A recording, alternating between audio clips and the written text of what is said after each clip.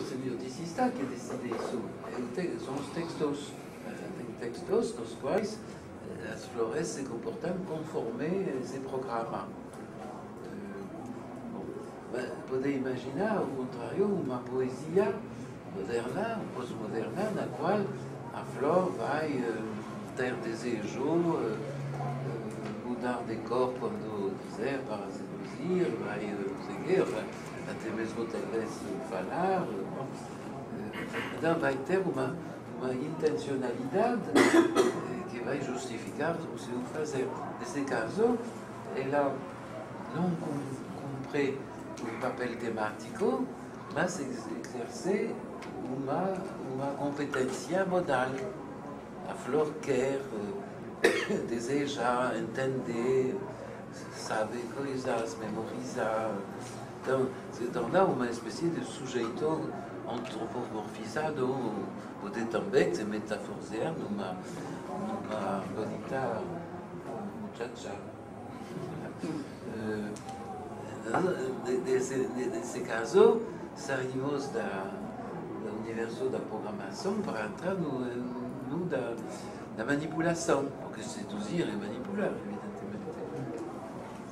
Então, essas noções vão juntas, por um lado, programação, papel temático, regularidade, pelo outro, competência modal, intencionalidade em vez de regularidade, manipulação em vez de programação.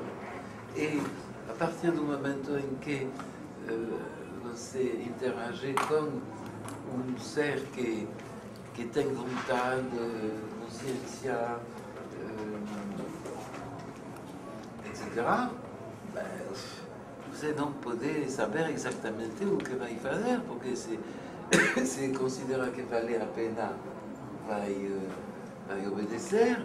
Se tem medo, também vai obedecer, mas se considera que você não é tão ameaçante que tenta de parecer, então vai exercer uma competência cognitiva para avaliar a sua própria competência.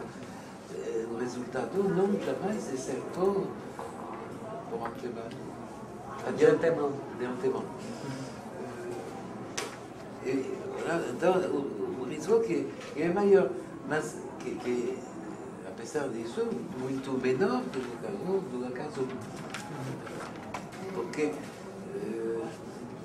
tem a possibilidade de comunicar com esse sujeito. Agora é um sujeito,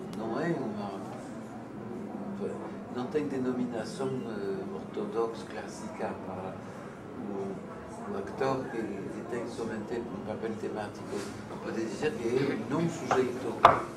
Não é muito satisfatório de denominar negativamente assim. Pode dizer que é uma coisa, que é um objeto.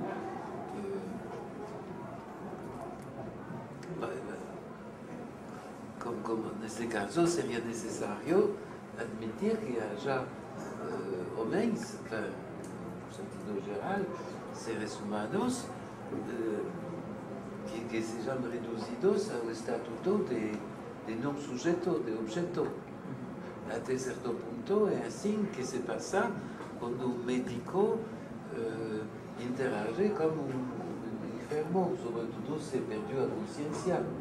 Ele vai tratar ele como se fosse um objeto e interagir somente em função do que ele pode conhecer dos papéis temáticos,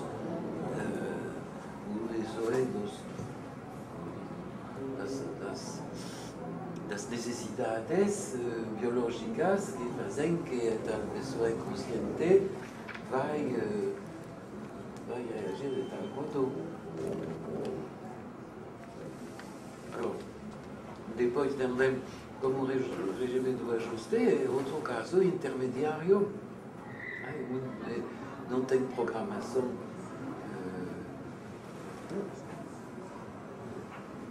Tem modos de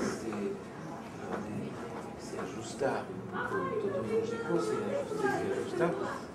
Mas aqui, o risco talvez seria, eu diria, maior que na manipulação, porque no ajuste, se você tentar de interagir nesse registro com outro, você se compromete mais do que na manipulação. Na manipulação, finalmente, todo se reduz a uma dimensão cognitiva.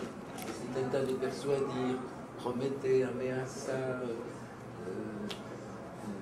esse tipo de coisas, tentar, isso é, tentar de fazer crer ao outro que o objeto que você propõe tem valor.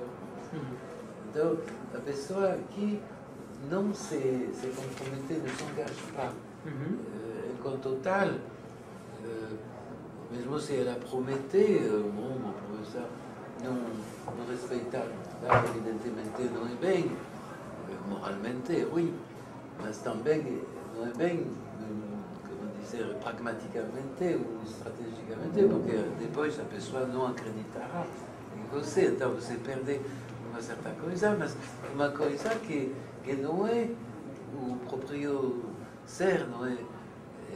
É a honra, pode ser dinheiro, pode ser muitas coisas assim, mas ao contrário, no ajuste é um contato, às vezes físico, intercorporal, mesmo se não é, a pessoa se compromete inteira no processo de ajuste, e portanto, se ela não conseguir, ela perde mais.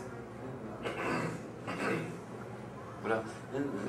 Você pode calcular os riscos de cada um desses sistemas, e além desses riscos em relação com o êxito ou o fracasso na operação, tem outros riscos inerentes a cada um. Por exemplo, que são relacionados ao... Porque quando se pensa em risco de uma manipulação, por exemplo, o risco é de perder, de não conseguir. Então, se não se conseguir, se foi uma promessa na qual o outro não acreditava, você perde um pouco de sua credibilidade. E você perde também no sentido em que você não consegue fazer coisa pelo outro. Então, tudo isso é risco em relação com o fracasso. Mas há também um certo risco em relação com o êxito.